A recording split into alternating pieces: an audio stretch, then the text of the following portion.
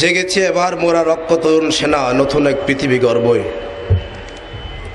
নিঃসীম আধারের পথ ভেয়ে ইমানের নূর শিখা চেয়েছে আমরা, বহুদূর মঞ্জিলে পৌঁছবই। বাংলাদেশ ইসলামী ছাত্র সেনা চট্টগ্রাম উত্তর দক্ষিণ মহানগর শাখার উদ্যোগে আয়োজিত সংগঠনের গৌরব উজ্জ্বল 32তম প্রতিষ্ঠা বার্ষিক উপলক্ষে আজকের এই বিশাল প্রতিষ্ঠা বার্ষিকী সমাবেশের সুযোগ্য সভাপতি, বাংলাদেশ ইসলামী ছাত্র সেনার চট্টগ্রাম মহানগরী শাখার সভাপতি ভাই মোহাম্মদ এনামুল হক, মঞ্চে উপবিষ্ট আজকের এই সম্মেলনের প্রধান অতিথি বাংলাদেশ ইসলামী ফ্রন্টের মাননীয় chairman Allama M A Mannan সাহেব, মঞ্চে উপবিষ্ট আজকের সম্মেলনের বিশেষ অতিথি বাংলাদেশ ইসলামী ছাত্র সেনার কেন্দ্রীয় পরিষদের সাবেক সভাপতি মজলুম ছাত্রনেতা গোলাম মাহমুদ ভূঁইয়া মানিক ভাই, মঞ্চ উপবিষ্ট বাংলাদেশ ইসলামী ছাত্র সেনার কেন্দ্রীয় কার্যনির্বাহী পরিষদের সহসভাপতি, আজকের সম্মেলনের প্রধান বক্তা এডিএম আরুসুর রহমান সহ বাংলাদেশ ইসলামী ফ্রন্টের বাংলাদেশ ইসলামী ছাত্র সেনার কেন্দ্রীয় নেতৃবৃন্দ, জেলা নেতৃবৃন্দ, চট্টগ্রামের প্রত্যন্ত এলাকা থেকে আগত নবী প্রেমিক, আশিকে রসুল, ইমানি সৈনিক ছাত্র সেনার কর্মী ভাইরা, আসসালামু আলাইকুম ওয়া রাহমাতুল্লাহি ওয়া বারাকাতুহু। প্রিয় ভাইরা আমার, আমি আপনাদেরকে ধন্যবাদ জানাচ্ছি, মোবারকবাদ জানাচ্ছি। আপনারা নির্দিষ্ট সময়ের মধ্যেই আপনাদের নিজ এলাকা থেকে এই সম্মেলন স্থলে এসে আজকের এই সমাবেশ স্থলকে কানায় কানায় পরিপূর্ণ করেছেন। আপনাদেরকে সুশৃঙ্খলভাবে বসার জন্য, বসার জায়গা না থাকলে দাঁড়ানোর জন্য আপনাদের অনুরোধ করছি। প্রিয় ভাইরা আমার,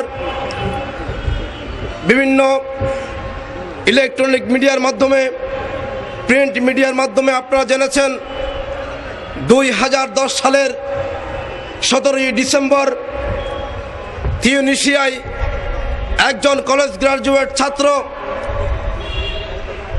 মোহাম্মদ বোয়াজিজি, সে তিউনিসিয়া সরকারের অর্থনৈতিক বৈষম্যের বিরুদ্ধে, বেকারত্বের বিরুদ্ধে এবং সরকারের বিভিন্ন বিমাদাসুলভ আচরণের কারণে সেই তিউনিসিয়ার কলেজ ছাত্র মোহাম্মদ বোয়াজিজি নিজের গায়ে আগুন ধরিয়ে দিয়ে যে বিদ্রোহের সূচনা করেছিল, সেই বিদ্রোহের সূচনা অত্যন্ত অল্প সময়ের মধ্যে, 1 মাসের মধ্যে সেই বিদ্রোহ গণ বিদ্রোহের রূপ নিয়েছিল এবং সেই বিদ্রোহের কারণে 1 মাসেরও কম সময়ের ব্যবধানে সেই তিউনিসিয়ার সরকার জাইনুদ্দিন বেন আলীর পতন ঘণ্টা বেজেছে।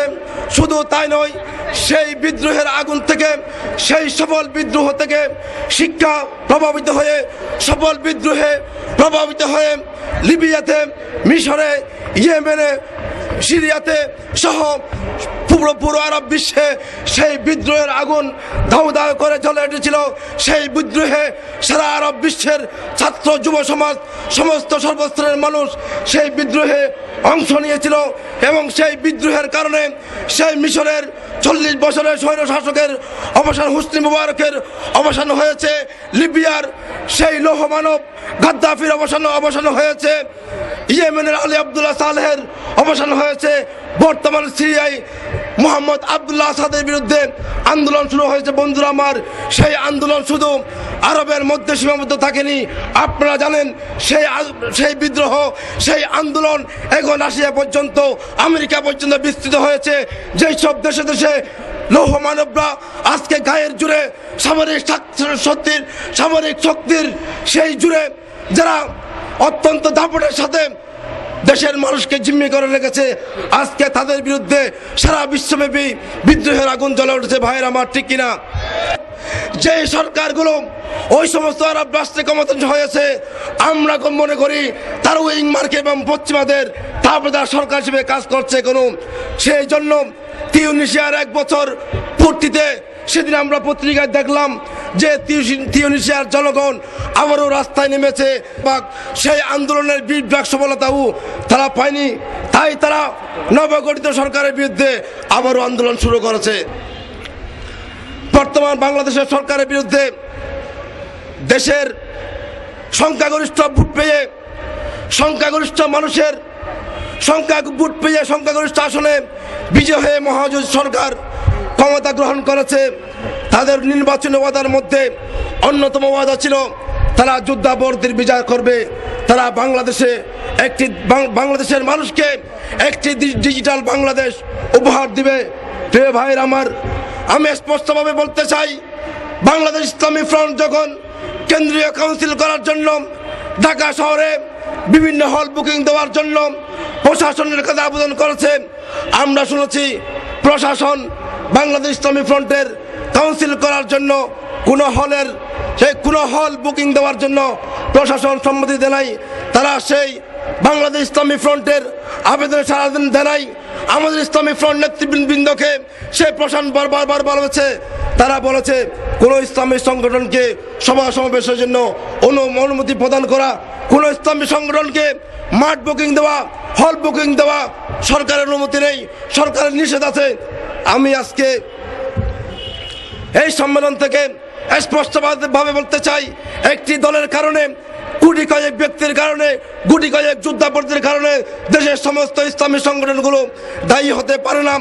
আজকে সরকার যদি একটি মাত্র দলের কারণে, গুটি কয়েক যুদ্ধাপরাধীর কারণে এই দেশের সমস্ত ইসলামী সংগঠনের বিরুদ্ধে তারা অবস্থান নেই, তাহলে আগামী 2 বছর পর যে জাতীয় নির্বাচন আসবে, সেই জাতীয় নির্বাচনে সেই মহাজোট সরকারকে এই দেশের জনগণ সমুচিত জবাব দেবে। ঠিক কিনা ভাইরা?